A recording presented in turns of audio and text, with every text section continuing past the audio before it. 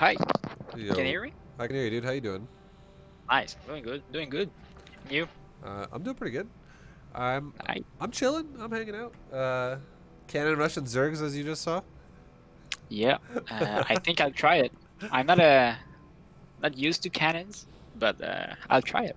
If it can Yeah. help me in my PvZ, I'll gladly try it. No, I don't know if I'd recommend cannon rushing or learning how to cannon rush. Like I would say this about cannon rushing. It's nice to know how to do it, but it's not something you should rely on to improve as a player Yeah, ever. yeah. I think it just if I met the same guy twice, which happens kind of often now, Yeah. surprising. Because my PvZ, I have like one build, and I lose 70% of my match with it. So. Oh, really? Okay. uh, What have you been doing in PvZ?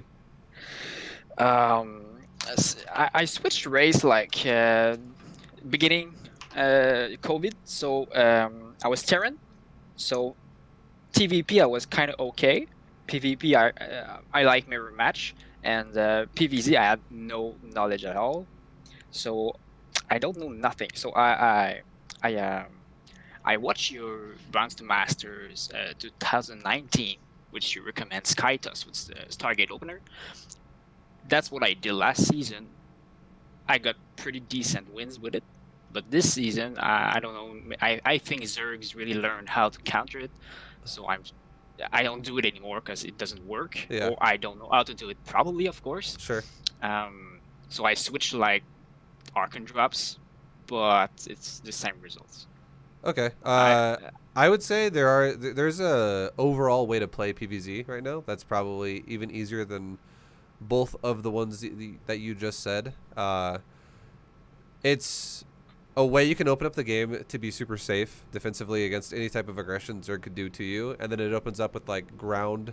So like basically, I can just we can go through the build if you'd like. Yep. Which it is a Stargate opener, but it's very minimal Stargate usage early game. It's just in case you get all in. It just destroys all ins, and then on top of that, you can apply a little bit of counter pressure. Okay. And then you go into like ground for a while, and then you can go back into air later. The thing about Skytoss, the big thing about Skytoss is if you go Skytoss like right off the bat, it is very counterable for Zerg if they scout it Yep. right away. But if you Yep. transition into it later, it's much harder to deal with. Yeah. What I tried to do also with when I watched the Kato, the big tournament, where Rainer wins, um, I saw a build. I think it's Trap did it on. I don't know which. I think it was Rainer. It didn't work, but I found it kind of nice.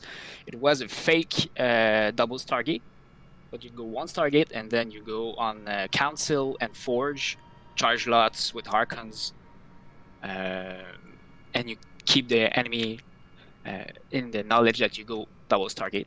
So he waits for the Stargate. Yeah. You want to haul in, and you receive him with like charge lots and archons. Okay. Or if he's going macro, you haul in with on 3 base. All right. I have one question really fast. And if you told me already in like the email, I apologize. I sometimes I forget, but let me know really quickly because we kind of skipped over it. What league are we looking at today as well? Oh, no, we didn't mention it. I'm Master 3. Okay, cool. I was about to say, like, if you were about to say, like, I'm gold too, I feel like, okay, then we're getting way too intense here for gold league. No. Okay, so Masters is much more doable. Love you. Yo, thank you very much, Mr. Smartens, for the 75. I appreciate you, man. Thank you. But Masters is much more doable for what you're talking about, and I would say, if you want to feign double Stargate, you can. That is that is something that you could do, but I would say definitely don't make that your standard.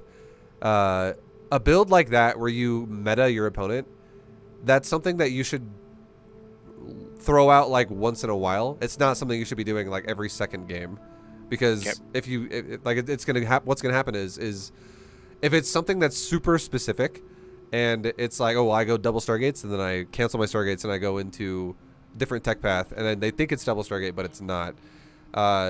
If your opponent plays against you a couple times, you're going to get shut down. Like once they catch on, okay, this guy just does double Stargate cancels repeatedly, and they'll maybe they'll start looking for it more accurately, or they'll blind counter your build if you do it too often. So Yeah. something like those kinds of builds, I would describe them as specialistic builds, and those are good to do every once in a while, like maybe once a day, or something like, or like once in a series if you're playing in a tournament, but definitely not a standard. I would highly recommend you learn a standard. So even if your opponent knows what you're doing, you can still win. And it's just finding what the standard is for now. That's what I try to find in PvZ, because I feel like all other matchup, I'm okay with the fact that they know my strategies, but PvZ I can't. Yeah. Well, that's what I want to find. One build that's there. I would say there's two builds that are super good. One version of it is you open up like both builds open up with a quick nexus, so you like gateway expand both times. Yep. One of them goes into you don't even build anything out of your gateway or your core until you just save your gas and you just go straight Stargate, and then you build out of the gateway and the core after, and you open up with one Stargate voids, and you make literally up to about 4 voids, like anywhere between 3 and 4 voids, and you do this with aggression. So like you set up your third with this, you go aggressive with this, and you follow it up with Charge the Archon Immortal, and it gets fucking insane value. Because Zerg overcommits to dealing with voids. A lot of they make a lot of queens, and Charge the Archon Immortal follow-ups just wreck queens. Specifically because of the Archon. And or go ahead. What will be the timing of that? Do I saturate? Sorry, I'm searching for the words. Does my turd have to be full of probes? Yeah. So what'll happen is you have a lot of options here. It's you always take a third with it no matter what, because what that does is it forces reactions out of Zerg a lot of times. Like it gives you a lot of versatility with your build as Protoss. And you can either go for like a 3 base all in. You can just throw down like an extra 9 gates and go up to like a 10 gateway with 1 robo, just straight all in for the rest of the game with Charge the Archon Immortal if you want to. Or you can only make like maybe 6 gates and go into like a 4th and then explode your production more after a 4th base. There's a lot of options once you have your third. With the 4th options, do I apply pressure with my 6 gate, or I might just lose all my army and so it really comes down as well. This is also the way the build goes is it's not just like blind guessing, like what should I do? I don't know. Yeah. You're using your voids as well. So your voids are alerting you as to what's going on. Like is the Zerg playing lots of drone heavy? Like drone heavy with queens? Is the Zerg going for a Hydralisk all in? Is the Zerg going for like a tech path into a quick spire? What exactly is the Zerg doing? You'll see what he responds to your voids with while you attack him, and out of that, you'll be able to basically like decide whether you need more production now, or if you want to take it into a later game. Like, and also you can make that decision not only off of what you scout by what he defends himself with, but also based off of how much damage you deal to the guy. So, for instance, let me give you an example. If you're harassing with voids, and he's super good at defending himself, but he's not making hydras, he's just making queens, and he's making drones, and you're currently in the moment where you have the option to either saturate your take a 4th base and saturate it, or just blow up your production and throw down like 9 gates to go to like a 10 gate total situation, and you're like, okay, well, how exactly do I want to go about this? I would say going for an attack if you're not doing any damage at all and your opponent's playing greedy is probably not going to be the best idea, because I feel like at that point you've already missed your window. So the only way that you would actually make a window properly work there is if you did a lot of damage to him with your voids and you slowed him down and he was still trying to like build drones here and there, and then you're just going to have this like massive economy swing in your favor that just runs him over. So same thing though, if let's just say now hypothetically you're attacking your opponent, and whether or not you are getting damage done or you're not getting any damage done, but he is going low drone count with just really quick hydras. He's basically going to do like a queen hydra all in off of like almost 2 base economy with like an empty third. I'd be like, in that situation, definitely fucking explode your production off of 3 bases, because you're going to die otherwise. With static defense, I guess, also. Honestly, you can make like a battery. Battery would be okay. You do not need to make cannons here. Do not make cannons. Yeah, I was thinking about batteries. Okay, yeah, good. Because as I was going to say, cannons are going to be pointless just because you're actually going for ground army. You're not going Skytoss. But Skytoss is always an option with this build once you have control of the mid game. So Or if I kill a lot of things with my voids, for example, these collapsing on my 4 voids, I could like continue on producing voids and just I kill. would say no. I would say don't base Skytoss off of your voids. Don't do that. The only way that makes Okay. sense is if you open up Double Stargate. And Double Stargate is basically Skytoss all over again. And Zergs are definitely better at dealing with Skytoss than they were before, especially with an opener because everyone's so queen heavy. Or like a lot more people understand how to be queen heavy, and just if a Zerg is good at spreading their creep and they're queen heavy, it's going to be really hard to make Double Stargate work unless you're super effective with how you like decide to attack with it, which just puts more pressure on you.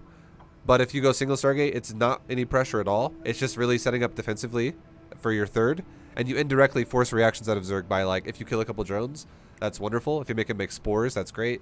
If you kill overlords, that's great. You reduce his vision, which is nice. Yeah.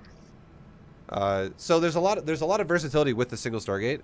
So don't ever with this the weakness of it though is don't ever just continue void production the entire time. It'll never work versus a Zerg who is around your skill level. And what the best thing you can do though is you just make voids early just to not die from any type of like Ravager all in or whatever, Roach all in, Lingbane all in. And then you get it also unlocks a really, really greedy third. And then you just control the Zerg a little bit with the voids in the mid game, which allows you to keep the greedy third going and then just have an explosive charge the Arcane Immortal timing, which then actually has a lot of power. And the more voids you make, the less power that timing has because it'll take away resources. And what upgrades do you have? Do you have any upgrades on that timing, or So I skip the forge? You actually take a forge. You want to see with that build, you'll want to take a forge around the time when you start exploding your initial gates after the first. So like, I would say the way it would go is you would take one gate and maybe even a second gate to wall off your natural in front of your base. Or you could wall off with the Stargate even if you didn't give a shit that he saw your Stargate and you're not worried about him scouting it. Either way works. And then you could once you take your third and your third's set up, you could take an extra like probably 4 gateways there, 3 to 4 gates to like cover the side of the Nexus, which helps a lot. And I can show you this in like a game, so I show you like SimCity of what I'm talking about. It just guards your probes like crazy because it reduces a lot of surface area of what Lings could do to you. And then once so that part you still haven't. You like the first 2 gates or 1 gate in front of your natural, you haven't exploded your with your forge yet. But once you start throwing down all of your gateways at your natural, and you throw down like your robo as well, around the time when you throw your robo down is when you should be throwing down your robo, your council, and your forge. So it's gonna be gateways in front of your natural, gateways in front of your third, and then it's gonna be robo, council, and forge. And it's so like the second wave of gates and the tech is gonna all happen similar timing. And then you just switch from chrono boosting probes to chrono boosting your immortals and your upgrade for charge and your upgrade for weapons. You only really need to chrono boost your charge upgrade probably twice and you'll be fine. But then it just kind of goes down to chrono boosting constantly on your immortals and your weapon upgrade.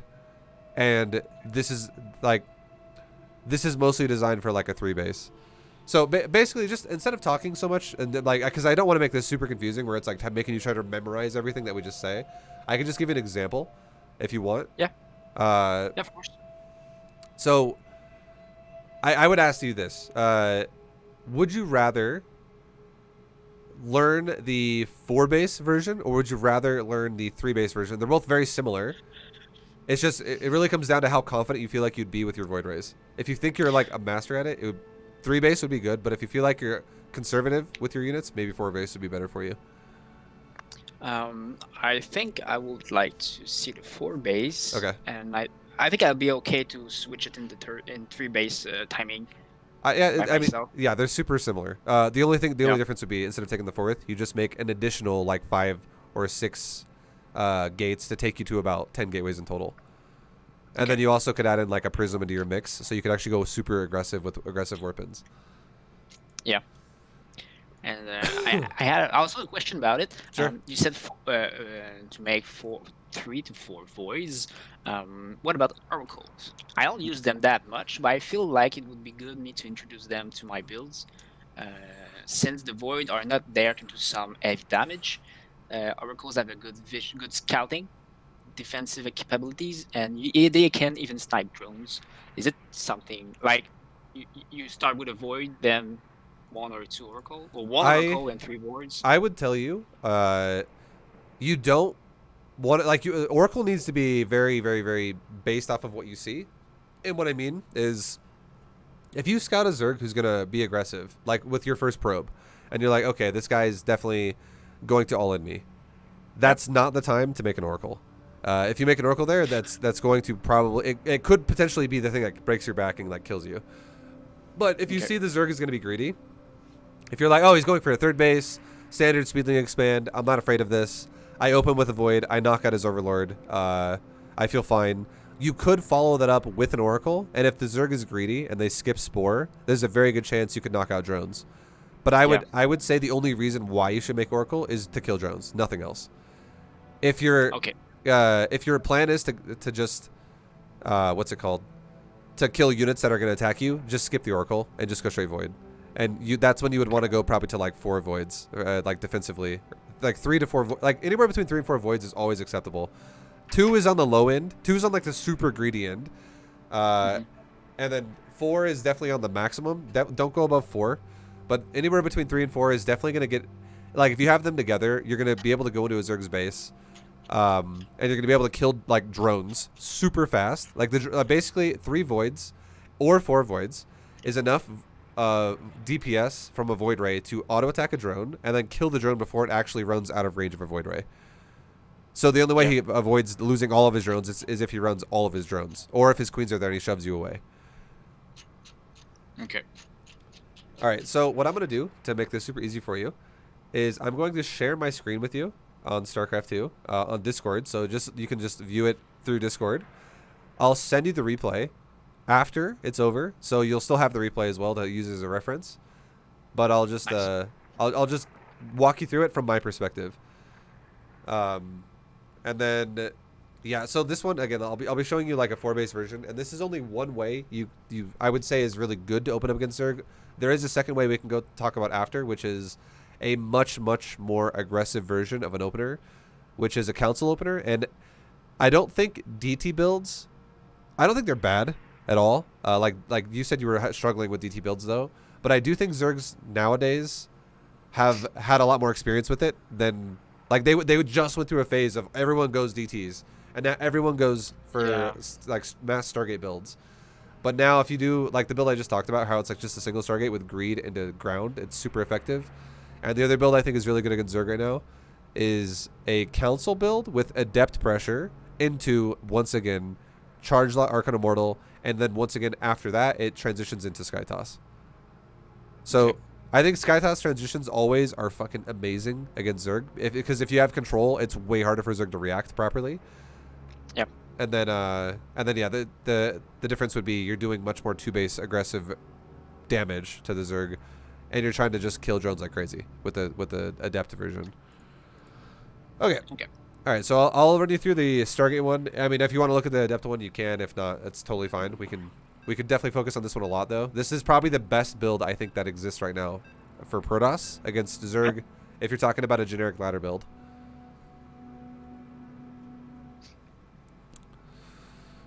Okay. So we'll do it this time with the absolute greed of this is assuming that you don't give a shit if Zerg scouts it. This is like, oh, Zerg knows I do this all the time.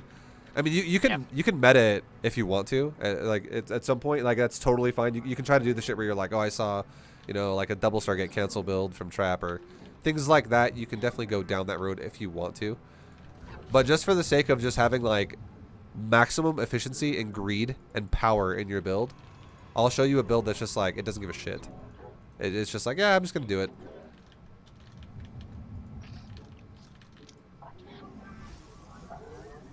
Alright, so what I see sometimes with Zerg is when they take kind of fast 3-base, and if I go back home and don't scout again, sometimes they will have almost no drones and link floods against targets.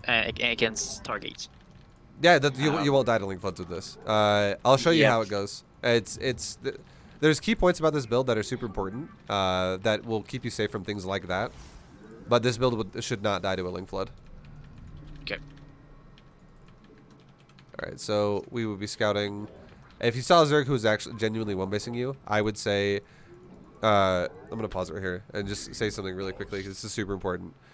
So the build would deviate, okay? If this was a genuine player going one base, the only thing that changes about this build is if the Zerg expands and takes a late pool, like a normal pool because they go expansion first, which means it's late enough for your Stargate to go first, you can prioritize Stargate before Stalker and before Warp Gate if the Zerg goes hatchery first. However, if the Zerg goes pool first, like they're going to 12 pool you, you have to get a unit out of your gateway first before you actually build a Stargate. And the target transition is fine with this kind of build? You can, yeah. Okay.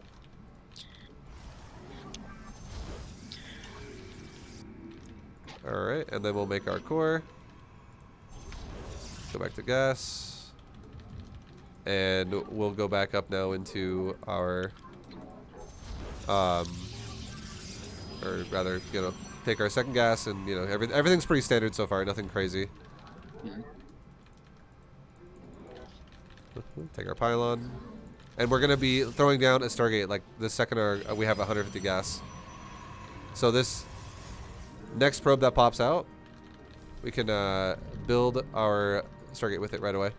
We can actually chrono boost it right now too because our pylon's about to finish. Okay, so this probe comes down, throws down that Stargate ASAP. And we'll then throw down a Stalker right after. And we'll throw down... So this is probe 23. We'll throw down a Stalker after to block the wall. Then we throw down our Warp Gate. And we can also throw down a battery too. Because if you're doing a build like this is super greedy. Highly recommend you get a battery. Yeah. Okay, now we get our Warp Gate. We can chrono boost our Stalker now. And go back to making probes.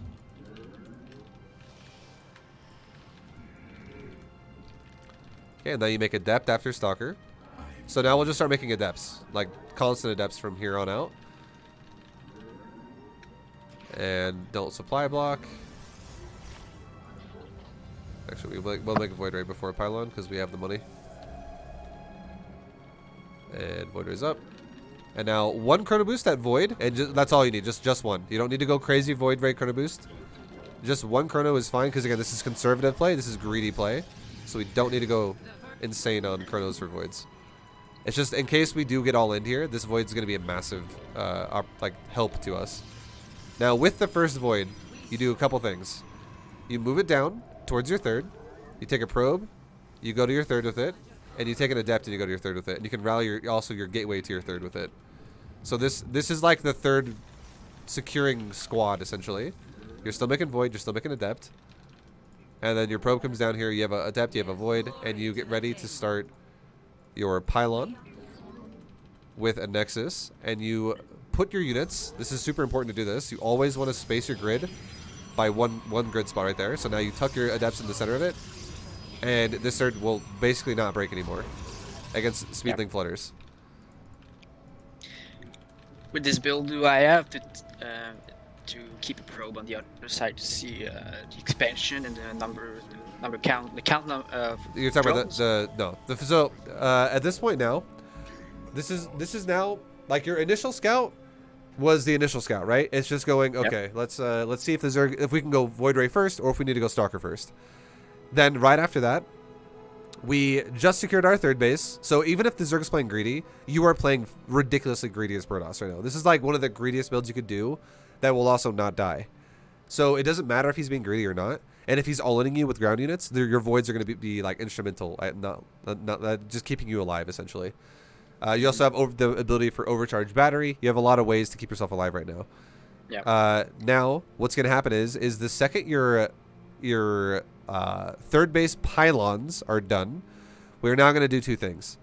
We're going to do the addition of gateways along the side of the nexus, which is going to guard the probes that are eventually going to go there.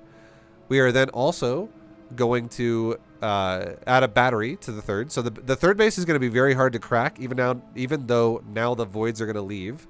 And the voids are now going to become scouts. And also indirectly going to harass the Zerg player. Then behind that, we're going to take all the tech we talked about in our main base. the Council, the Forge, and the Robo. And we're just going to be chrono boosting out probes. And we're making Adepts up until the point when we start Charge. Once we start Charge, we can switch over from Adepts into Zealots. And once we go Zealots, we can then get ready to go into Archons with it, because it'll save us some gas to go into a Templar Archives to go into Archon. So it'll become Charged Archon Immortal. Yep. So far, with all the sequences of what we've done, does it make sense? Yeah. Okay. Okay. So again, all we're doing, and here's the biggest thing of all too. We're not taking our gas at our natural super fast. We are taking our gas at our natural when our third base is probably like halfway saturated. So we're going crazy on minerals right now because we're making gate, battery, pylon, forge, and then the two things that do cost gas are a robo and a council. But we're not actually upgrading out of all of them and building out all of them yet. We got to wait for them to progress, like to finish. So when that time it takes, that's when we start taking our gas as well. So it's just constantly cranking out gateways, probes, and pylons for now, essentially, with minimal gas cost of Adept, like one at a time and one void ray at a time. And with this kind of a build too, I would say this. I would generally suggest that you stop making voids at 3 unless you're doing lots of damage and you want to increase that by going for a 4th void. Or if you are getting all in and you need a 4th void, that also is fine. But when I say 3 to 4 voids, I give you that range because 3 is probably the best thing you can stop at if the game is standard. But if you're looking at dealing even more damage to capitalize, or if you're trying not to take a ton of damage, a 4th void is like that extra void that can help you do this. But if it's just standard, don't take the 4th void. All right. Okay. So I will be, so when I resume it, I'll be making one more void. I'm going to be making a bunch of probes. I'm going to take more gates for the 3rd, and then I'm going to eventually add on tech in my main base for all the things we talked about. So 3rd base is almost done. We take our battery for our 3rd base. Our voids can now move out. We go gateway for the 3rd base. So now we just guarded the side of the Nexus. Much harder for it to break now. That's the wall you talked about. Yep. That's good. I never thought of it. Yeah, it's huge. It makes the Zerglings have to run all the way into the Adepts now, which means they have to also run to the battery. So now your voids can just be roaming, and now you can take probes and you can transfer it to your 3rd. And like I said, you want to take gas at your natural when your 3rd base is about halfway saturated. And right now our 3rd base has 8 probes on it. So now we can actually take our gases, and we're going to explode our gases, so we also can take our gases. And then you're still running around with your voids if you can do damage. And now in your main base is when you go all 3 tech buildings. So we got the Council, the Forge, and the Robo. You could also, I would say at this point too, would be a good idea to throw down maybe like a couple extra pylons, so you have actual building area to throw down all your extra gates and things like that. When you could take. So now our natural is fully saturated. Our 3rd base is very well saturated as well, and our voids could still be flying around. And now we can start making zealots because we're going to be starting charge, and we're getting ready to start our Templar Archives for our Archons. So we have a weapon upgrade, we have charge upgrade. We can start chrono boosting these instead. Transfer that probe down. And now I'm going to pause it one more time and say this. So now what we're working with here is our 3 voids have been running around the map, poking Zerg wherever we can. This is where the multitask comes in, which makes this build either how well you can execute this void ray addition to this makes the build either feel good or bad. Because if you over tunnel vision the void rays, it'll feel like your build's follow up is slow. Whereas if you're macroing like a fucking beast while your voids are dealing damage, your build's gonna feel super strong. You'll be like, wow, I run Zerg over all day with my follow up. But what we're going for now, since this is the 4 base version, we're stopping at 4 gateways because we have 1 in the natural wall and we have 3 covering the 3rd base nexus. Around 6 minutes, we're gonna take our. This is assuming the Zerg's not super all in. We're gonna take our. So let me say this again. At this point right now, we can choose to either add on 6 more gateways and a Templar Archives, or a 4th base and a Templar Archives. They both work, but it's really dependent on what you think makes sense. Okay. And if it's a standard macro game, it would be the 4th base and the Templar Archives. So Templar Archives always is going to happen because it's going to Archons. And then the 4th base, if it's going to be the standard version, Fourth base first, and then we explode gateways. And what can happen too, which is really good, is you can do the same exact thing we did with our third to our fourth base. So we can actually, instead of exploding the gateways in our main, we can explode it around our fourth. So it covers the probes. So like things like, I don't know how many times you play against Zergs who like love Ling Bane Hydra, but it makes those kinds of players way weaker because it's so much easier to guard your probes like this. Yeah, they crush on the gates or go around and lose the. Yeah, if they have to, if they have to go, and what you always do, the secret to like making it really hard for Zerg, is you always build the gates on the outside of the base. So I built the gates like at my third on the far side of where the middle line was. So I don't build it on the north side because the north side leads towards my main and natural. I build it on the south side because it's the more exposed side. So if we look at the fourth base, which is right next to my main, I'm going to build the gateways on the right side of the Nexus, which is the far side again. I'm not going to build it on the left side where my ramp is. That way I can put my army centralized and it can defend everything. So fourth base first, then we explode gates, and then we can set up this massive timing. And again, all we're doing now, because we actually have a really good probe count already. Now all we're doing is we're chrono boosting charge twice, weapons constantly forever, and immortal as much as possible, but weapons priority. So we only chrono boost the robo whenever we have excess. So again, we always, it's like if it's just extra left over, essentially. All right, so we are now going to take our fourth base. We can set up a couple pylons at it, like one right there, one right here is fine. We can take our Templar Archives. We can chrono boost our charge. That's the second chrono boost for charge, and now all other chrono boosts go into the forge. And then we're still just making zealots and immortals whenever we can, and probes. And then again, your voids are still roaming around, doing whatever damage they can. Okay, keep making probes. This base is now fully saturated, so we can transfer to the fourth. Make an immortal. And you could even take your first observer too with your voids. So if you're still being aggressive here, you can now use the voids to kill creep, if the voids haven't died or anything like that yet. And now we're exploding our gateways all over the fourth base. Okay. That base is fine. And now you can do something like that, where you just cover the crap out of that Nexus. And now, right now we're on 9 gates, so let's just go ahead and add on one more. Maybe add the last gate like right there, like right there or something. And now we're on 10 gates, and now we can start adding on Archons, Immortals, and Chrono Boost weapon upgrade, and excess goes to the Robo. And we're gonna do this until we max out. So now we can add on more pylons again around the base, just for like more vision and more building surface area. We could bring our army together. I would say, with this particular situation you're in too, I'm not the biggest fan of going for Storm first.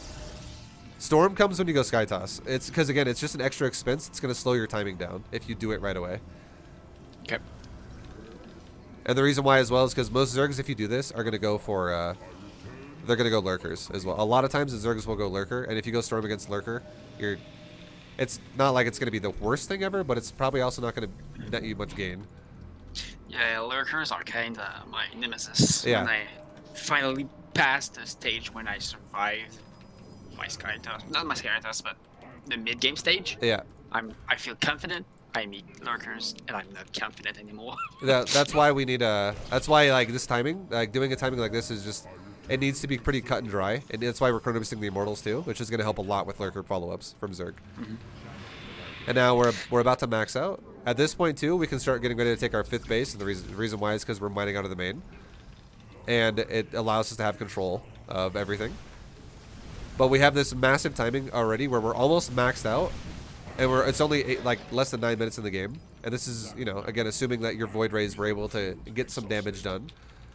But now, no matter what, I would say, I'm gonna pause it one more time here and say, at this point now, when you're very close, like super close, within 10 supply of maxing out, this is the moment when you want to now add in a Warp Prism.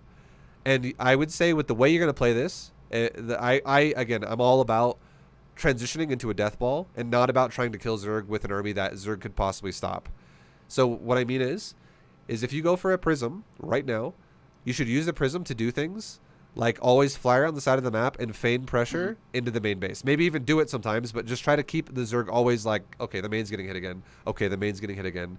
Meanwhile, your main army pokes like the 3rd base or the 4th base, or you're killing creep in the front of his base, and you're basically using your main army to try to shove Zerg back into a corner, while the Prism, if the Zerg overextends to try to fight you in the middle of the map, you just counterattack his main base with like 10 zealots. And then suddenly you could potentially kill a bunch of tech. You might kill his lair or his hive. You'll kill a bunch of drones. It could cause some serious disruption to the Zerg's tech path. And behind that, the second you hit 200 supply, you throw down a fleet beacon and 4 more Stargates.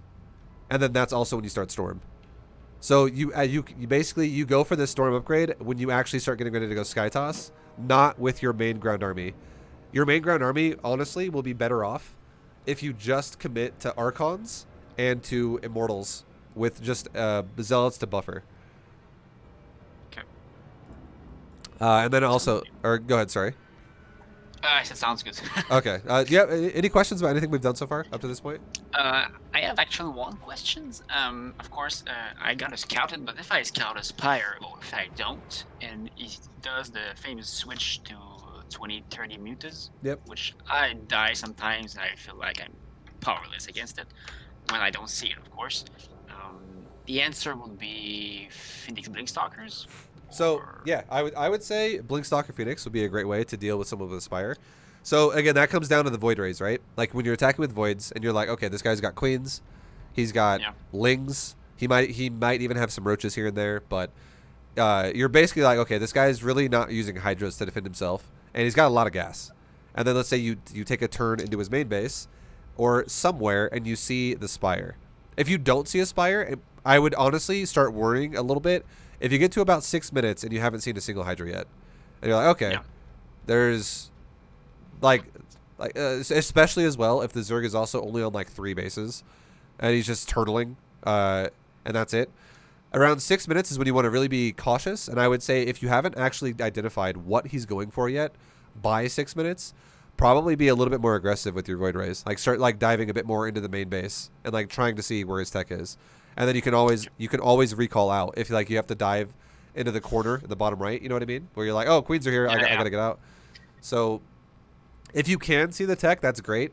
But if it does come down to the fact of the Zerg player surprises you by like, let's say like 6 minutes and 52 seconds, suddenly 10 mutas are killing your Void Rays, and you're like, oh shit, he's got Voids.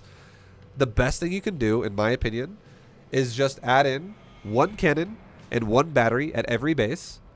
And then you add on a blink upgrade, because you'll have charge by then, for sure. You should totally have charge done by then, or it should be very close to finishing, if not already done. You'd go for blink right after. You start switching into stalkers, and then you can make like 1 more Stargate, and you start chrono boosting out Phoenix. So you can chrono boost out blink and Phoenix. And then if you just identify where the mutas are going, you just leave some units there to cover cannon battery, because 10 mutas are not going to be enough to like overpower 6 stalkers, a battery, and a cannon at each base you have. So you just constantly try to like always keep your units like zoning where the mutas go. And then after that, if you get to a point where you have like 10 Phoenix or like 12 Phoenix, mutas are no longer really going to be that much of a threat. You could then immediately go back into Charge the Archon Immortal again. And you could even do like a timing if you wanted to at that point. It's really up to you how you want to play it out. Okay. But yeah, like just the biggest thing of all is the second you know it's muta, literally add in 1 cannon and 1 battery to every mineral line you have. Because the cannon will aggro the mutas, and the battery can always be overcharged, which will increase the power of how much can be done there.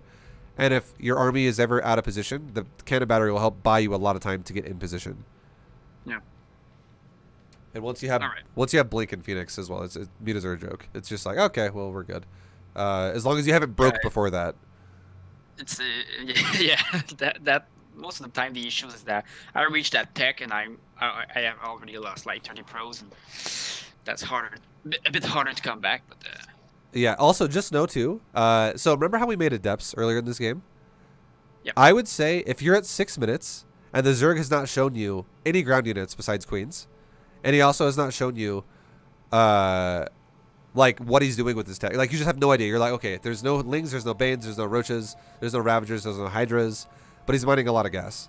I would say if you get to 6 minutes and you still don't know what it is, if you have not seen Hydras, I would say it would be a great idea to grab your Adepts and tell your Adepts to now do a multi-prong with your Voids So like you could say Adepts go attack his third while I scout his main with my voids, and like kill drones, but also scout his tech, or Yeah. Void Rays get his attention at his third base, and Adepts go shade into his main base. So you could like actually just because the Adepts are useless at this point, but they could be a scout if you're still confused as to what tech it is. But they are super good early game though to actually get your third up to deny Ling all-ins, like massive Ling floods to try and deny the third base. So they had a useful point earlier, but now they're kind of useless. So you could definitely use them as a scouting tool at this point in the game, which could also indirectly kill drones too. But. All right. Okay, so as we were saying before, at the state of the game you're at right now, which is you have the 10 gates, you have the 1 Stargate, you have the Robo. You're going to make the Prism because you're about to max because you're going to want to keep Zerg defensive. You're going to want to make 4 more Stargates, like probably in the... This is why we built pylons all over the place in the main, because now we're going to add into the main. You definitely don't want to expose the rest of these Stargate transitions. So 4 more Stargates in the main, a Fleet Beacon in the main, and now your Chrono Boost is going to continue on the Forge.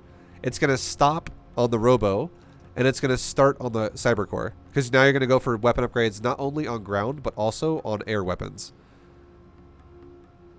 Because you can start the weapon upgrade as well before the Fleet Beacon's done. So you can start level 1, and the Fleet Beacon unlocks level 2 and 3. Yeah. And then all this would be is, again, it's a judgment call to go... well, okay, let me say it like this. This is a better way to say this, because this does make more sense if I say it this way. If you plan on being aggressive to the point to kill the Zerg entirely, if you're like, no, Zerg's going to die here. I'm actually planning on killing the Zerg with my Charge Lot, Archon, Immortal timing. I would say...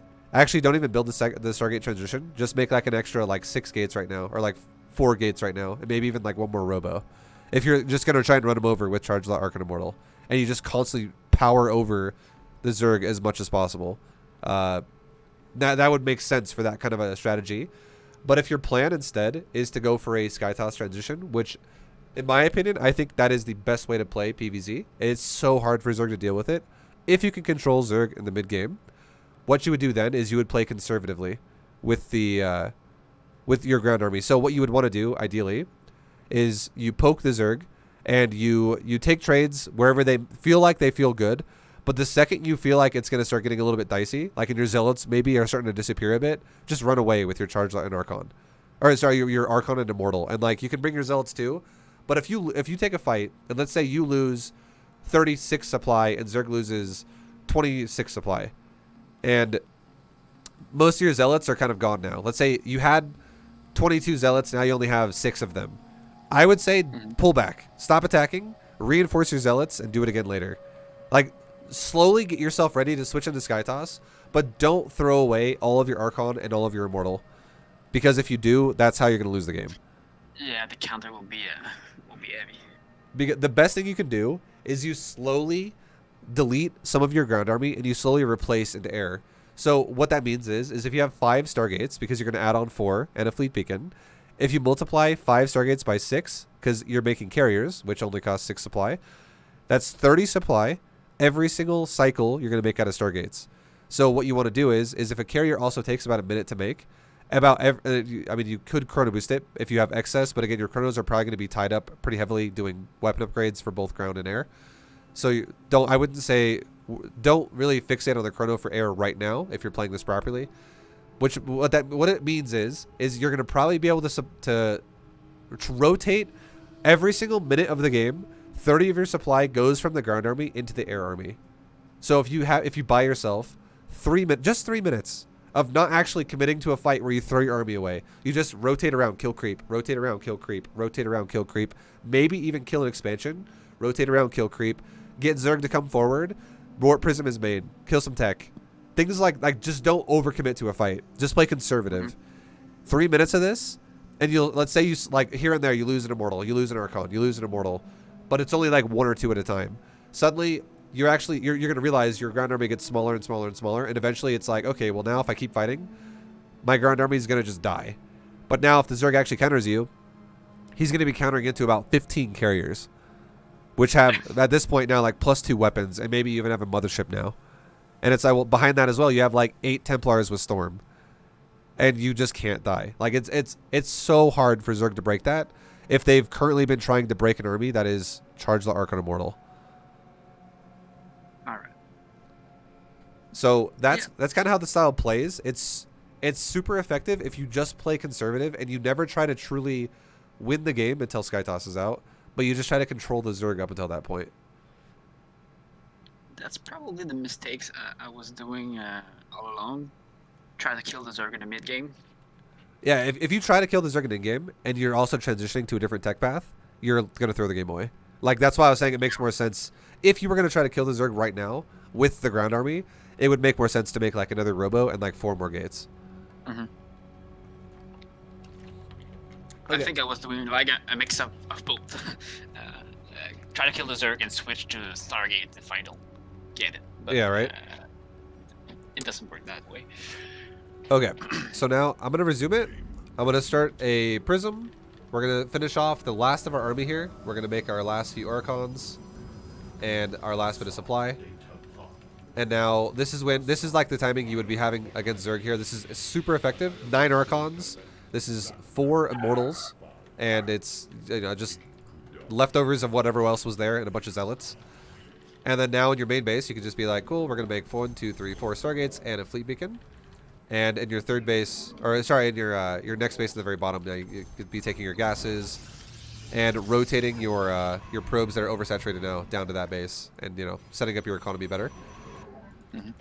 And then it just turns into with like a prism going to the back of the main or whatever, just being aggressive and annoying.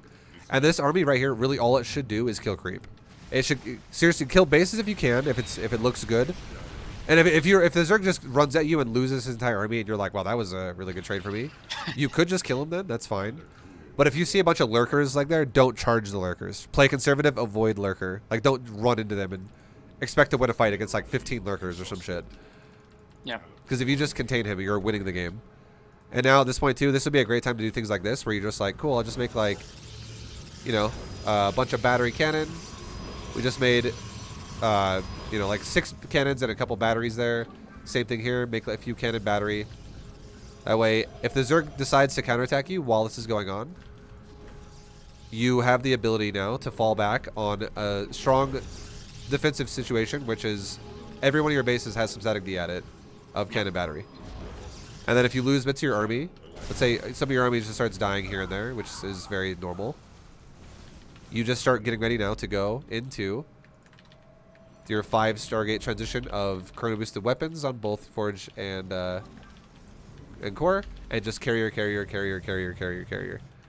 And it just, this is how, like, again, you just rotate around, do it again, and you start your storm here. And it's, you don't actually, and I would say as well, don't do the mistake a lot of people do, where it's like their first 5 carriers come out, and you go, you know what, I'm going to push with 5 carriers now.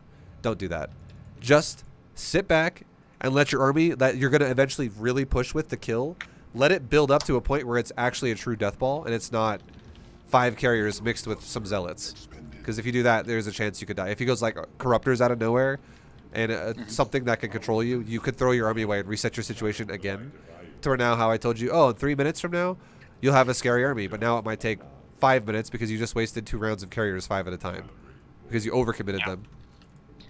And probably the Zerg will wants to break you before you reach the death ball, knowing it's hard to fight. Zerg definitely is going to want to attack you, but they're going to be busy dealing with this, which is going to slowly disappear. It might even win the game. If it does win the game, that's great. That's awesome. I mean, that's not what's supposed to happen, but that could happen if you have a really solid executed like Void Ray setup with macro follow-up. This might actually just kill him then. But if it doesn't, it's not supposed to. It's just supposed to slow him down. This is also supposed to slow him down. Every time he leaves his base, you're just like, cool. Warp in Zealots, rally them over towards his tech. Once Zealots pop out, you just unphase the Prism and fly away back to the open area and just be annoying as shit.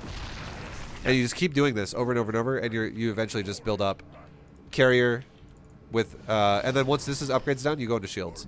So you get level 3 weapon ground, and then it comes shields. That level 3 weapon upgrade is going to be super good at continuously making your Zealot run-bys really effective at killing bases and drones. And then your shield upgrade is just going to upgrade your base, and obviously it's going to make your Skytoss stronger. But look how fast, like you can, by the time you'll have 15 carriers, you should already have level 2 weapons too. Like if you're going into the chrono situation we talked about. So then it'll be like a death ball of Skytoss that is working on level 3 weapons already, which is super scary if you follow it up with about, like if your army ultimately becomes like 15 carrier, with about 4 Archon and like 6 to 8 Templar and a Mothership with a couple observers, that army is super hard to deal with for Zerg. Yeah, that's the composition that was winning last season.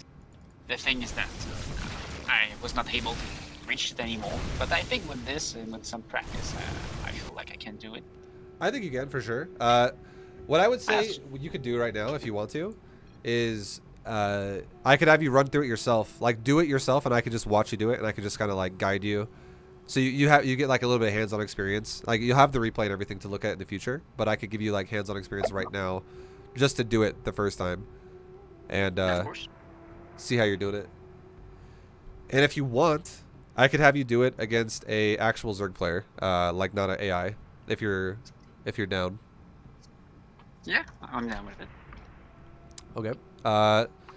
So hop in StarCraft, and you can either send me a message on through like Battle.net itself by whispering me off the GM list if you do that, or you can just join the Vibrator group chat. I don't know if you're in there already. I can show you how to do either one as well if you're not sure. I didn't know there was a GM list. Okay, check this out. Are you still watching the Discord stream really fast? Wait a second. Okay, I'm there. Okay, so all you do to message me on Battle.net is so I'm rank 115, and it like just all you gotta do is when you're online, just left click your portrait in top right. Oh. It opens up this. Oh. Then you Yeah. click the ladders button in the left side, and in the same spot you click Grandmaster, and then when you go down to my name, you can just right click and send me a message. And then if there's any Zergs out there that are like high diamond, low masters, would be ideally what I'm looking for here. Probably like Masters 3 if you're around there. That'd be perfect. And then I'll have you guys play him. And then any Zerg player out there, you guys can do whatever you want. Like there's no specification of like, oh, you have to do this exact thing.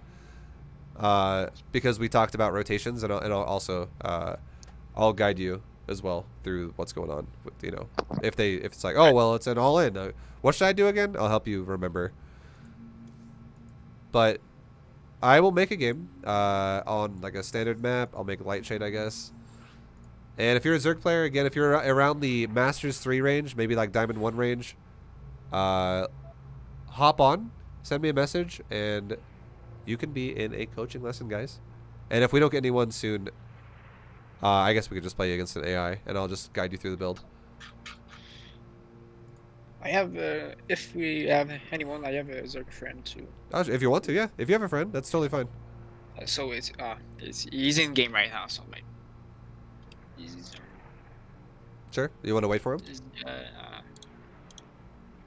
Just if you don't find anyone, we can wait for him. Okay. If you find someone in the chat, that's fine too. Sure. All right. So guys, you're on a clock. If you want to play, if you're a Zerg player around that range of skill, log in and tell me either in Twitch chat or tell me in StarCraft if you are already able to message me or something, and I will I'll invite you to the game. But yeah, if we wait too long, we'll probably get Ace's buddy.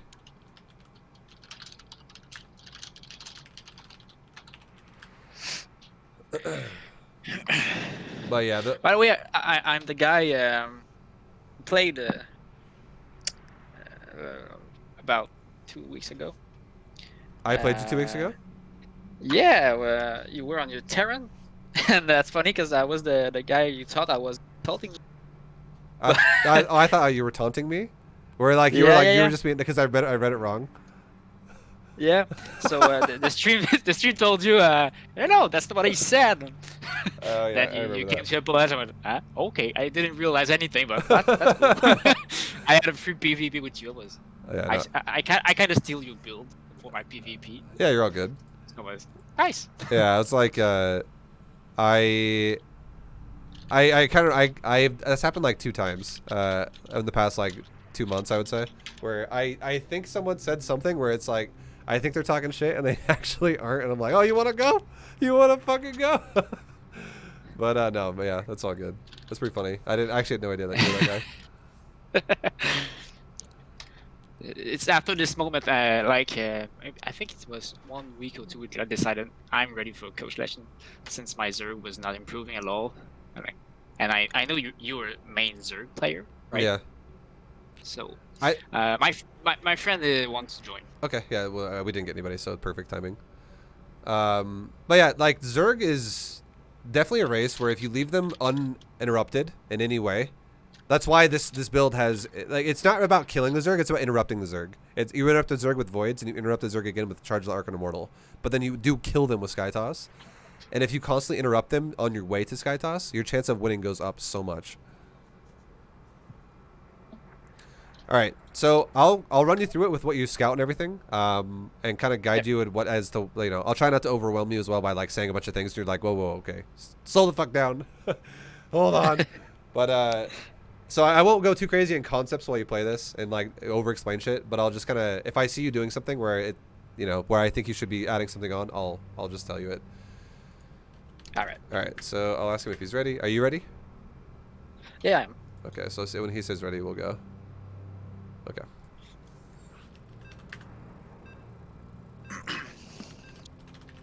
Of course, I had to practice it a little bit to not forget. Oh, for sure, yeah. Your first time doing it's gonna feel weird for sure. That's why I want to help guide you through it. Okay, so just remember, your first scout should go after Gateway, and then if you see no expansion, units first before Stargate. If you see an expansion, you can make Stargate first. And that Stargate first is humongous at taking your third base properly, if the Zerg is not overly aggressive.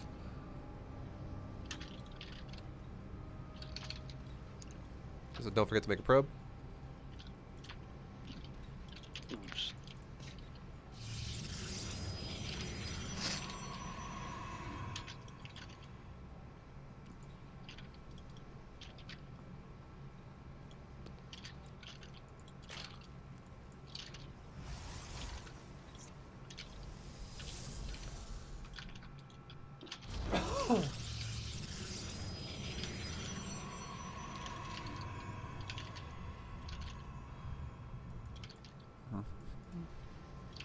Normally, I want to take the gas after I see its edge first. Is it okay? I would say with this build, you should definitely take your gas right away. Okay. And the reason why is because you'll have such a late Stargate. Like if you skip something now, you'll be waiting so much longer for the Stargate. And that first Void Ray coming out is super important to guard the third. Okay. Yeah, of course it will block them instead of my second gate. I forgot about that. Okay. And then get ready to take your expansion. And right now you're seeing nothing aggressive, so this would definitely be a Stargate priority game. So Nexus, then Core, then Stargate. And then get your gas saturated properly when you can. There you go, good job. You can core, Oh my god. core it up. I think I got it hold. So it's all, no worries, it's all good. It's all good, don't worry about it. And then you send the probe back for now. You want to take your second gas now and mine it as fast as possible, because you're going to take a while to take the Stargate if you wait there. So when your probe 23 is the one that wants to take your Stargate. It could also be your scouting probe if you want to leave that there, if you left your scout across the map for a long time. Okay. Okay, and now saturate your other gas. And then Stargate ASAP. My gas was a bit later, that's why. Yeah, no, for sure, exactly. I think if I full wall there. Alright, that's awkward. I think it's a corner to corner between Gateway and Stargate, so its lings can fit through that. Oh, really? Yeah, and then it's okay though. If my probes doesn't fit, at least. Oh, It crap. does. Yeah, you'd have to put a pylon there to block it now or something. Or get another Gateway, but yeah. Okay, so now go into Stalker first. Keep chrono boosting your... So you would chrono boost your probes here. 1 chrono on your Gateway for the Stalker. And then you chrono boost... So then chrono boost your probes. And then when your Stargate's done, you should be... Like, see how your main Nexus has 44 on it? That will chrono boost your Void.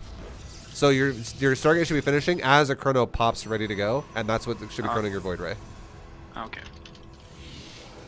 And when you're now making a depth behind your Stalker, keep making probes.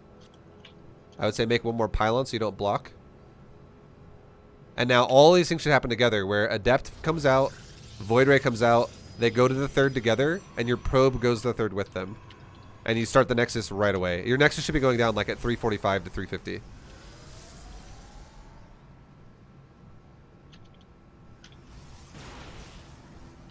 You could also kill it. Yeah, I was gonna say you can kill the Overlord too with your probe. Careful about your probe too. You want to mineral walk it. There you go. And then your Nexus should be going down. And always do that gap pylon between it to tuck the Adept in there. And then do it on both sides so you can build the gateways properly. And keep making probes. Don't take your gas until you're halfway saturated on your third. So keep making Adepts, keep making Voids. Yeah. And then batter your third before you leave. That battery's huge for your third. Oh, okay. Because that allows you to actually leave with your probe. I put it with behind your it, voids, or in with front of my behind. Because you want it to be able to guard your Adepts if they get attacked by Lings when your Voiders go to attack. Okay. Even though it blocks a little bit my... That's okay. I think that battery placement's fine. Keep making probes. Don't stop. Chrono boost your probes as well. You need to chrono boost more probes here. And now when Voider number 2 pops out, start Voider number 3 and move out with first and second Void Ray to attack him. And Void 3 can come over later. Do I take my gas right now? I wait for... Make a couple more probes. You're a little bit behind on probes right now. Yeah.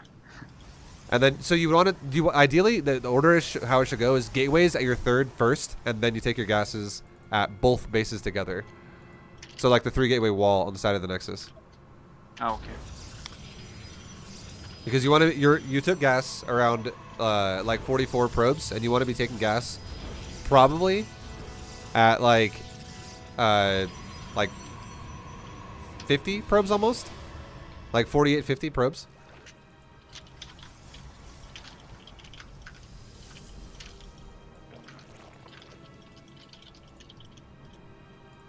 Okay, and then you can take all your gases now, like the last gas at your natural. This is when you take your tech, and you did just take your tech into main. That's good. So you're doing it right, just so far. Harass with your voids if you can. This is because this is when the void right harasses now you have. I'm a bit focused on that. No, exactly. Not screwing everything, even though I screwed anyways. But, and make sure you bring all your voids too, so you have like that third void at the third base. Perfect. Like all the voids are super important here, because you can, like I was saying, with 3 voids, you can kill drones with it. As soon as I have my batteries at depths, I don't fear any aggression. Now I'm gonna pause it really fast, or I can't actually. The game's like lagging. Okay, so like anyway, like right now, at 6 minutes, you want to be taking your 4th base. Game paused. So no worries. Okay, you get ready? Yep. Okay. Game resumed. All right. It's on 3, 2, 1. But I just kind of started it. But yeah, don't forget to take your. So remember, okay, you are taking it. I would say macro is definitely the priority. Just pressuring with your voids is always nice. It's the lesser priority. The more damage you can do, the better when you get more comfortable with this build. But not fucking up your build is definitely a priority. So now, Chrono Boost Charge, Chrono Boost Weapon upgrades on Forge, and get your Templar Archives, and make gateways all over the side of your 3rd base. Or your 4th base, rather. So you want to go up to a total of 10 gates now. And keep making Immortals as well. And make Zealots. So you want to, don't forget to make Army here. So it is a bit overwhelming at first. Yeah.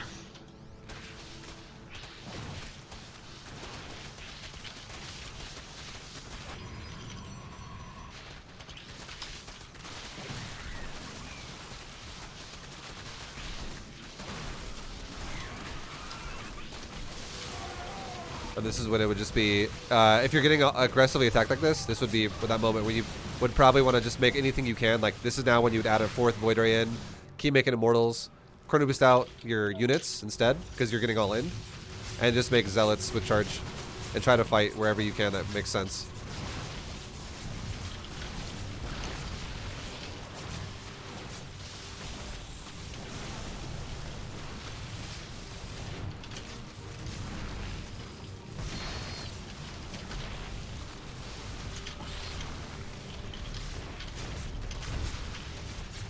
You could probably run those probes from your 3rd to your 4th, and you might, if you grab the 4th gates as well, you might recover. It's close. So you can start making Archons too. Or you actually don't have the or you do have an Archives. Yeah, Archons would own this.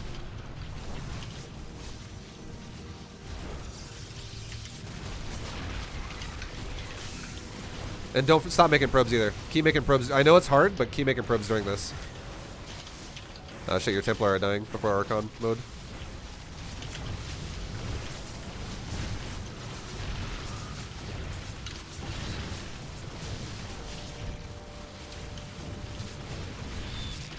Keep making Immortals. Immortal Archon is how you're going to get out of this alive, for sure.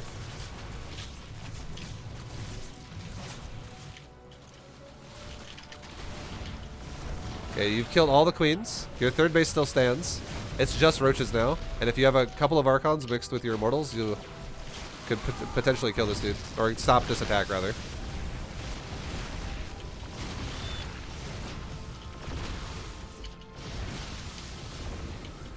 I would say maybe kill that Warp Gate in front of your natural. Just because it's your Archons can't get out of your base right now. Yeah.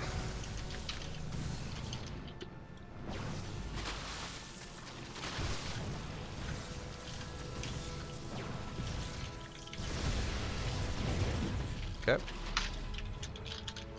And it's kind of a reset now, because you got to realize the Zerg's economy is not great because he's doing this as well. So reset it to the point to where you take a 4th base and just go back into Charge the Archon Immortal again. Okay. So once you get your money all spent and your units all kind of going, you could retake your 4th again. And I would also say, because he's so roach heavy, probably kill the rocks when you can in front of your 4th. That way you can reinforce quickly to defend it. And it's not going to be like you're bottlenecking into your 4th base every time.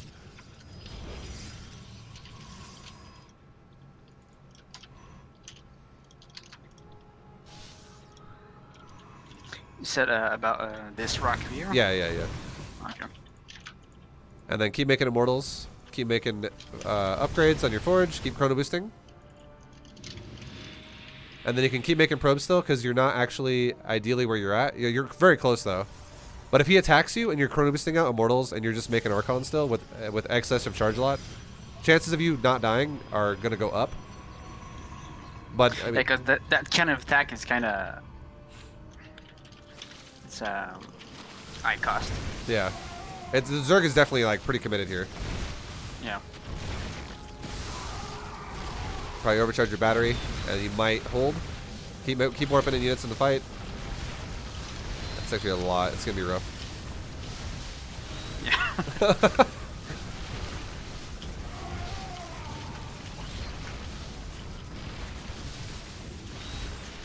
Oh.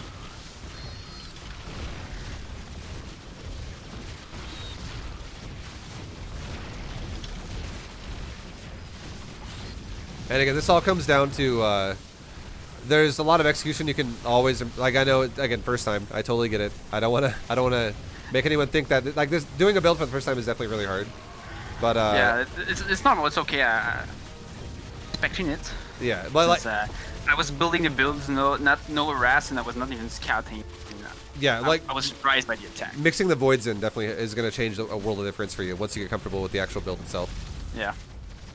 All right, so we could do, if you want to, I could do one more where I could play in your spot and give you one more. Since he's actually here, I could give you a live example of just running the build once instead of against an AI.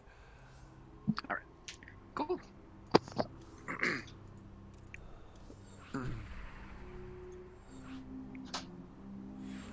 Give me 1 second. I will go grab some water. Sure. I'll come back. No worries.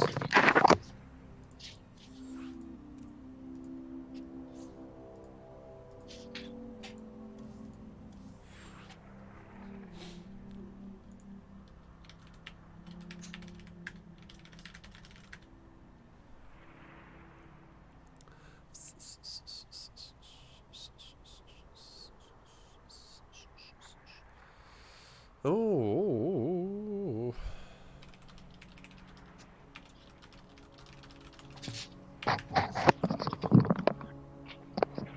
All right. I'm there. All right.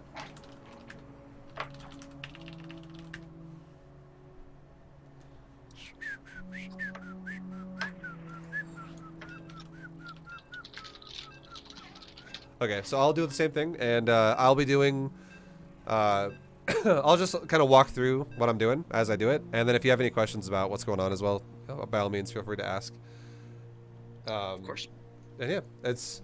I'm not again. It's very like the void ray aggression doesn't need to be like insane. It just needs to be there, and then the rest is really just like not making sure you don't miss macro or anything in your base. Yeah, my void aggression was not there at all with the last game. I was just focusing. Oh my god. No, you I got it. Yeah. You're all good, dude. It's not my main language, I'm sorry. But I was just focused on macro, but Yeah. just to get the feeling of it, Yeah. the instinct. It's gonna take a little while for sure. Like every time you learn a new build in Yeah. this game, it usually takes like a week, and then suddenly you're like, oh, I feel a little bit more comfortable now. Yeah, but I'm fine with it since I'm already losing Zergs. I lose. That's okay. I'm used to it. By the time I learn it. Yeah.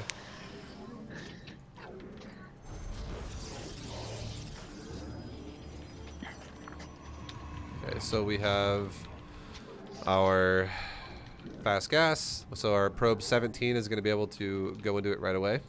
This is where it's going to really help us get that Stargate like ASAP. Yeah. I had a like 2-3 second delay on that Stargate.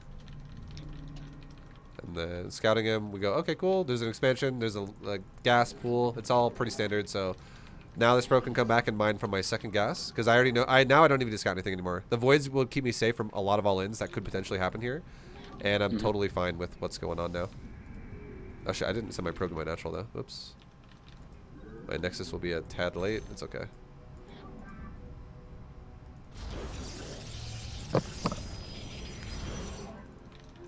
Okay, and then we'll take our second gas in the main.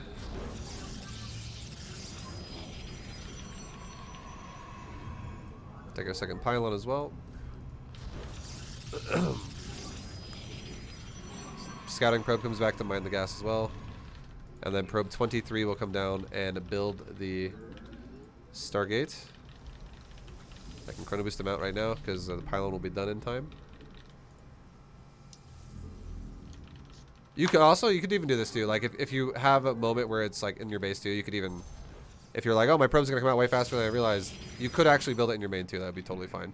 And you could just finish off the wall with a second gateway if that makes you feel more comfortable. Either way would honestly totally work. Chrono boost out your gateway once for the Stalker, and then make warp gate. And we'll close off that wall with the second gateway.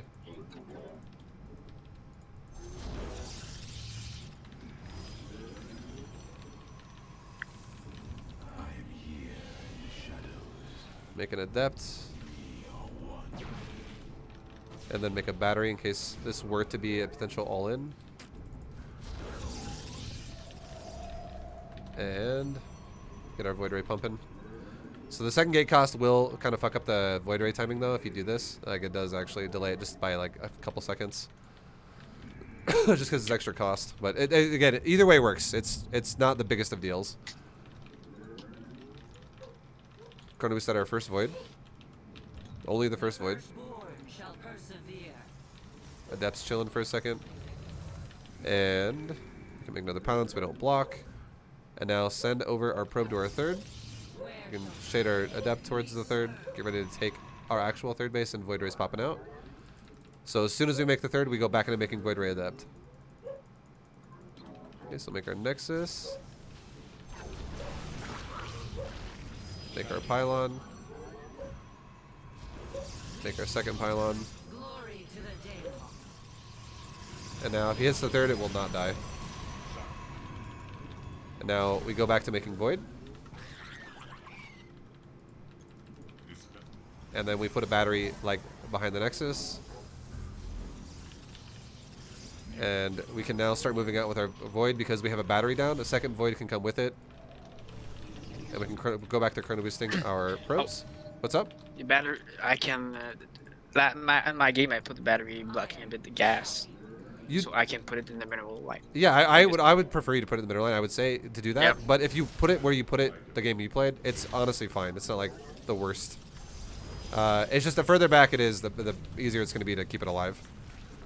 So we just killed an Overlord. That's anything like that. Just like slowing Zerg down is great. And now our third base is about halfway saturated. So now we're keep chrono boosting our Nexuses whenever we can, and we're gonna now take all of our gases that are remaining.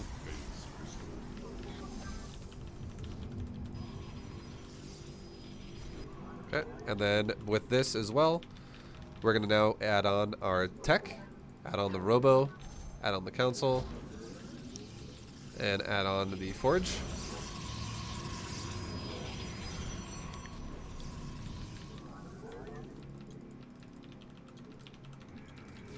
Killer creep tumor. Maybe a queen. Let's just back up. Queens are. You definitely don't want to fight queens too much. You want to soften up your voids if possible. And now we saturate our gases. And we're gonna start making zealots now because we are going to go into charge. And that's one queen. We can totally kill one queen. If it's just one, you can totally kill it. That's a couple. Just pull back for a second. Don't fuck with that. And now we want to take our 4th base. So get our probe going to our 4th and get ready to take that right now. And behind this, we're going to take our Templar Archives. So we can actually get that going too. We are supply block for a moment. That'll be going away in just a second. And yeah, we should be good in a second. Chrono boost our probes one more time. Actually, we should not chrono boost our probes there. We should just be chrono boosting upgrades. But it's fine. Kill another queen here. Okay, maybe kill a drone and pull back. The number of probes you want to reach is like 70, 75? I would say 80, honestly. Like anywhere between 80 to 80? 85. Yeah. Like ideal 4-base saturation. Okay. Okay, we're chrono boosting our charge, our robo, and our fucking what's it called? The 3 tech buildings. Yeah. Sorry, I'm like Twilight. Yeah, thank you. No problem. Add on more gateways to our other base.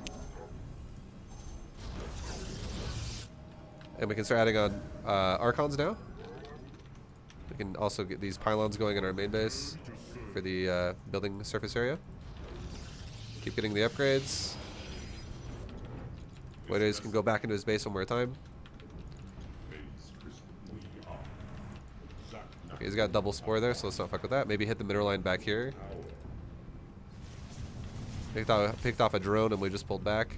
But we're definitely forcing reactions of lots of queens out of him, which is nice. Okay, and now let's honestly just take our observer now. Oh no, he's actually attacking me, so let's just group up. The observer was to be to go with voids and creeps. The what? Sorry. You were about to say that observer were Yeah, to kill creeps, right? Exactly. moving to kill creeps. Yeah. Yeah, that's all the little details I'll be able to. Once I've learned to build correctly, of course. I'll keep them in mind. I will have to practice it a lot. Yeah. More than just one time. Keep making units here.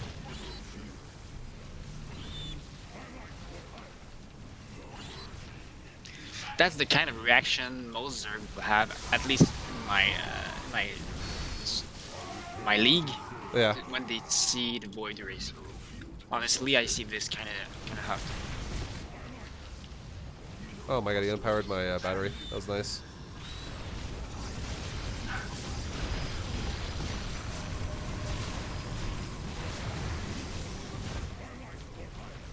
Okay, and now it's just constantly just making units the whole time and like chrono boosting out whenever you can. Yeah.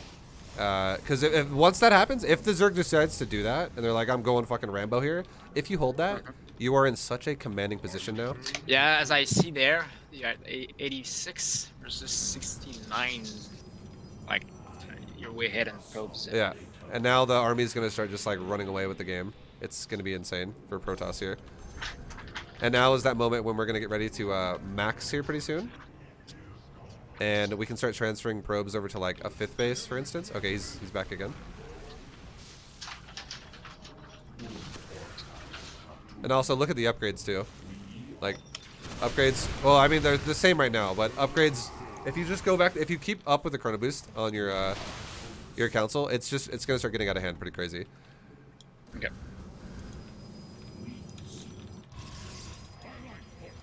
Okay. And we're almost maxed. We're super close. Probe count is great. We don't need to make any more probes. And we do need like one more gateway though. We like are missing a gateway.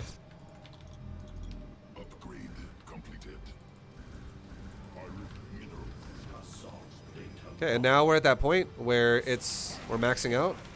So let's make a warp prism.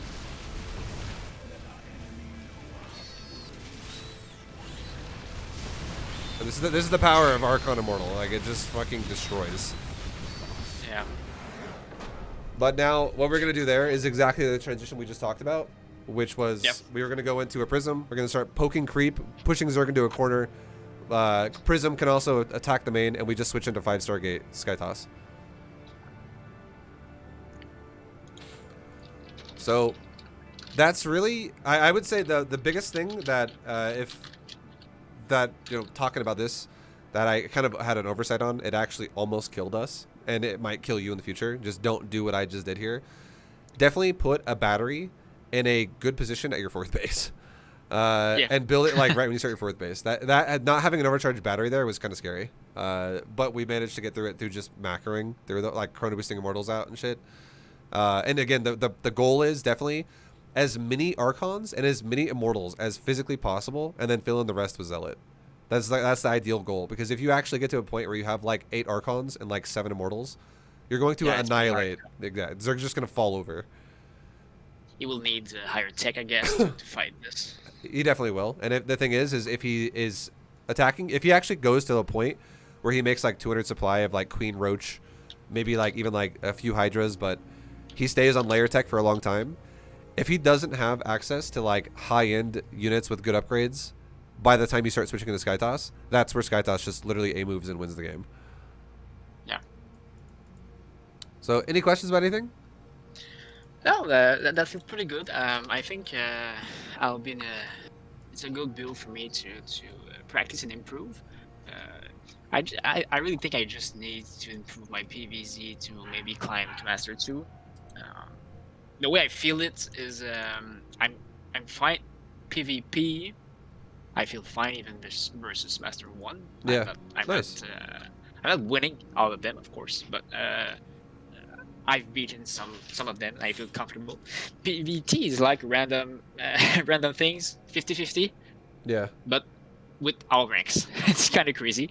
But I feel like it's just about decision making at this point. Most of the PvT ends in late game anyways. I don't know why, but for me, it's all finished in late games. It was really my PvZ where I had a huge problem any stage of the game. Yeah. But I feel with this, I'm safe. It's definitely early. It's definitely a build that that's why, like, Immortals and Archons are like the two in most matchups they're just really good. But against Zerg specifically, they're really, really good just because the power of Zerg a lot of times from early pushes either comes from something Roach-centric or something Zergling-centric. And Immortals and Archons are both massive counters to each one of those. Like, an Archon overall is insane against Zerg because of the biological damage it does, but... Yeah, of course. Yeah. An Immortal just being a backline for, popping roaches like super fast is fucking so good. So yeah, it's all about just controlling the map. And if you're using Defender's Advantage as well, it's so hard for Zerg to break Archon Immortal if there's also battery next to it. Yeah, since Archons are made of shields. Yeah, and then the battery's just full fucking charging that bad boy every second, basically. They are super tanky, and it gets Zerg, of course, the big damage. So a big fat tank that deals damage. And the other things, it's not often that I am in this situation, but of course, sometimes it's come to that. It's the battle, lurkers, disruptors, Eye Templar, Vipers. Yeah. I think I feel when I meet lurkers in the late mid game or late game, it's fine if I have disruptor to zone them or just kill them if they come too close. But I feel I'm in really bad position when Vipers comes out. Well, if the Zerg player goes Viper, and like if you're going Archon Immortal charge lot and you have and again you're not overcommitting your Archon Immortal and you're always like trying to keep a high because you're not attacking with it aggressively. You're always conservatively poking with it or defending yourself with it. And then if the Zerg player decides I'm gonna go Viper now at this point, by the time Zerg goes Viper, especially if they play aggressive, you should already have Skytoss by then. And if it's Viper, Lurker, with poorly upgraded Hydra versus Skytoss that has really good upgrades now, with the potential of Zealot counterattacks, you can control the Zerg's economy that way, and overpower them over time as well with just killing Zealots and then overpowering with Skytoss Yeah. at the same time. Indeed, I think this build is kind of it's better if they want to go Viper, because there's no disruptors in the fight, and I don't think it's a good decision for them to go Viper against the charge of Archons and Zealots. So I feel maybe more safe against that kind of thing. Yeah, and you also keep in mind you have feedback too on the Viper because it's not just carrier. You're going into Templar with it. Yeah, of course. The feedback is the key to Vipers, but sometimes when the range. By the way, the range of the Vipers and the feedback, is it the same? No, or it's so Templar's range of I think it is about the same range, but the thing is a Viper has to. It has like this momentum situation where it has to like slow down and abduct, and then it also has a projectile to do it. And if you feedback a Viper right away, a Templar is it's exactly, it just does it much faster. It's much more reactive. So if you both cast it together at the same time, the Templar always wins. Okay. Even with for example, the lurkers are just under the Vipers. They have an extra range for the So the upgrades. this is a moment where you're talking about like super late game ZVP, like supreme, like split map supreme game in-game stuff. Yeah. What you should do, this is what you should do. Okay, don't attack the Zerg. Try like with your main army. Try to make Zerg attack you, and the best way you can do that is add in a Dark Shrine to your charge lots, and add in Blink to that with DTs. And start attacking Zerg all over the place with his base, with Zealots and DTs. Like, attack side bases. Try not to throw your army away. Like, if your Zealots die, they die. But always try to, like, if you can, save your DTs if possible. Like, blink away if you realize you're going to die. And just break the Zerg's economy from inside out. And then if the Zerg attacks you, it's so much easier to kill Zerg off creep than it is to kill Zerg on creep, because all it takes is, like, one storm over the Hydras, and you're going to win the fight. Yeah, a storm. If the Hydra stays in the storm, it dies, right? Even if they don't stay in the storm, you're gonna win the fight if you storm them once. Like if you get a good clump of them, because to get out of them, he's gonna lose like half the health of the Hydras. Yeah. And then the carriers are just gonna roll the fight over after that. It's extremely hard for. I'm gonna tell you right now, for Zerg and Protoss, it's doable for Zerg to beat Skytoss if it's on creep defensively behind spores, behind lurkers, with all their spellcasters and Hydras. But when you fight with off creep Zerg army, like if you're in the middle of nowhere and there's no creep around and you fight Skytoss does way more burst damage than Zerg does, and Skytoss can end the fight before it really starts. Like Storm is a much scarier spell than Fungal is, and like Microbial Shroud and stuff like that, or like Parasitic Bomb, in terms of damage output. Yeah, because the Storm kind of counter the shrouds. Well, yeah, the storm penetrates through Shroud. Yeah, it does. Shroud does 0 to reduce the storm damage. Yeah. Yeah, that's it. That's a situation of. I have one situation in mind which I lost because of this. The Zerg was already established on my 4th with lurkers and Vipers and Hydras, so I was not. There was not a gap between. I can. That's why. Yes, I can counter, but he's sieging me at the same time. This is a super good strategy you can do. Okay, in late game ZVP, this is the best thing you can do. Use a prism to set up attacks like we just talked about, and then always use that opportunity for time that he defends the prism to kill creep.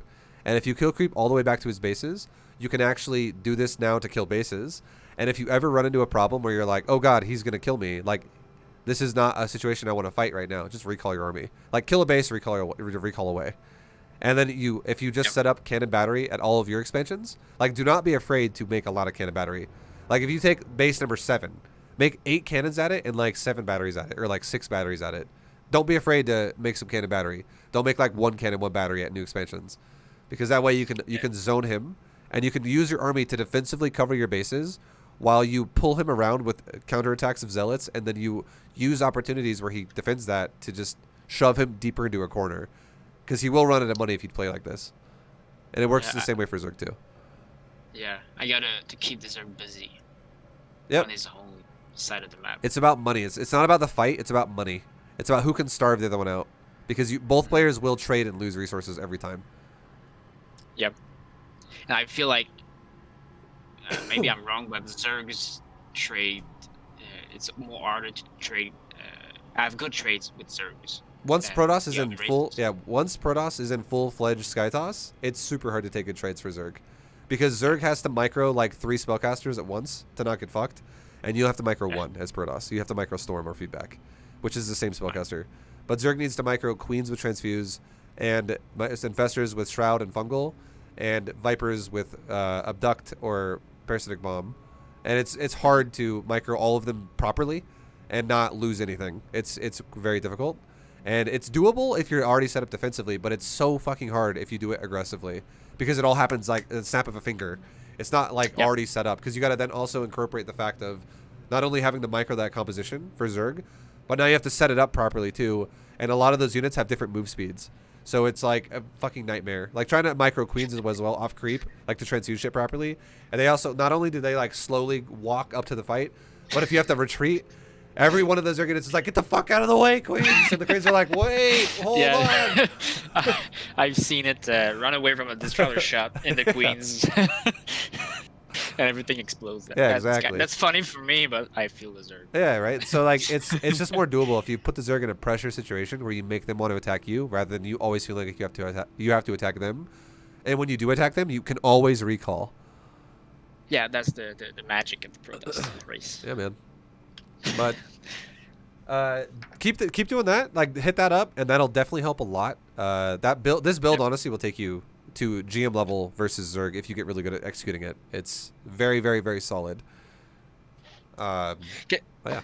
Well, I have one last question. I know it's supposed to be 1 hour, right? Yeah, you're all good. But what's the difference between like Master 3 Zergs and Masters 2-1 GM Zergs? I feel the gap level, like for example, in the PvT, I know that Masters 1 Terran will multi-prong way more and more good multi-prong than Masters 3, so I'm waiting for it Okay, to come. I got you. I got the perfect answer for you. It's very real. Yep. Zerg is ZVP, or rather, Protoss versus Zerg, is all about, for the Protoss, it's all about forcing the Zerg to play the way you want them to play, which is exactly why this build sets up with, like, it makes Zerg react to shit. And then you also, you eventually develop yourself into a situation that you ideally want Zerg to not be able to handle, and you win. So what happens is if a Zerg player is calm, they won't overreact and then, you know, all in you. They'll usually pace the game, just like they'll scout you properly, and they'll pace the game with you and take you to end game all the way if they can't kill you. But as you like, so Masters 3 players have a higher chance to do all ins. So like what we just dealt with right there, where there was like a Ravager Roach all in with Queens, that's gonna happen way more in Masters 3. That's gonna happen a lot. But as you get higher, you might still get attacked by Zerg, but Zergs will start doing more things like maybe going for your probes instead of going for the win. Or they'll try to go for the Nexus and deny it before it's set up because they're scouting it on time. Stuff like that. It's going to be more conservative attacks and less straight up all-in attacks. And if you fight Zergs constantly who are all-inning you, the fact that you're going for Charge the Archon Immortal and not straight Skytoss is going to increase the chances you're not going to die like crazy. Because Archon Immortal is a fucking pounder of Zerg if they're on low tech. Ah, okay. That will help me, of course. I had some difficulties to read the differences between. Also, when you get really good with Void Rays, you'll start to notice Zergs who are a little bit lower will not only take more damage, but they'll overreact more. Like you'll see, for instance, if you're going Mass Voids and you play against a GM Zerg, they'll make 0 Spore Crawlers. But if you play against a Zerg player who's Masters 3, they'll make 7 Spore Crawlers or 6 Spore Crawlers. And that's that's indirect damage right there. That's damage that you go, okay, well, we just basically forced you to make a cost of a bunch of spores, and a lot of drones are now dead because of it, because they're gone. So that's great. I don't have to kill those drones. They're already gone. Like the spores aren't going to do shit either way, really. Like they're just there now. I'm not actually trying to go mass voids and like I'm not trying to engage like 8 spores at once or something like that. Like I'm just poking around, killing a drone, and even if you have a spore there, I can still poke in, pop a drone, and then run away.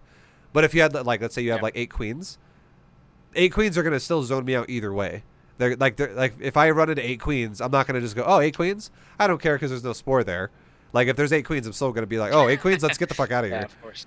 The Zergs has to be more reactive though. Exactly. That's exactly it. That's different. I It guess takes in the level. it takes more attention to detail and map awareness from Zerg to play that way, which is higher level. Yeah.